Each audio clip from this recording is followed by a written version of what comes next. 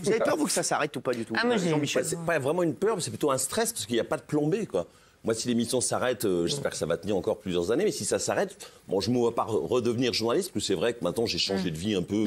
Ça me saoulerait un peu de retravailler toute la journée. Tu peux bosser à Boulogne, hein, tu peux bosser à Boulogne.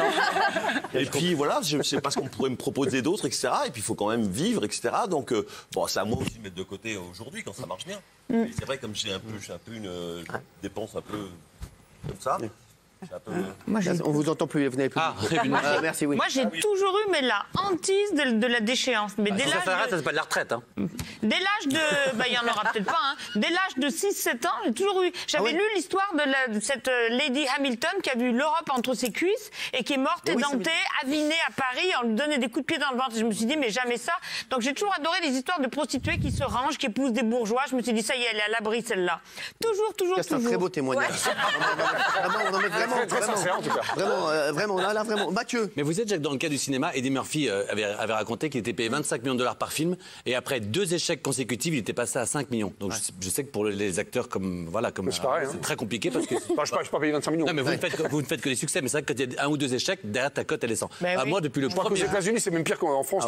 Tu peux enquiller des. Très chaud. Aux États-Unis, Moi, je pense que 25 millions, je vous paye un coup. Hein. Même deux. Moi, je sais retomber. Donc, Mathieu. Non, et moi, pour le coup, et depuis le début, un jour, je déjeunais avec mon ami Marc-Olivier Fogiel, et un peu de name dropping, et il y a un monsieur qui passe, et il me dit, tu vois, ce garçon-là, il y a 10 ans, son contrat était sur tous les directeurs de programmes des chaînes françaises. Je ne vais pas vous dire qui, mais c'était un animateur, et il me dit, cet animateur-là, il y a 10 ans, tous les directeurs de programmes avaient sa photo sur leur bureau, tellement il était à la mode.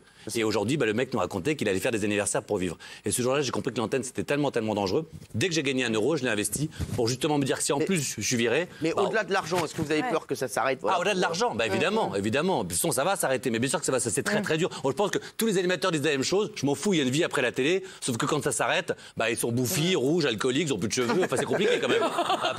Même pendant. Tu vois, bon, voilà. Même pendant, c'est sûr, oui. Mais c'est horrible. Raymond, toi?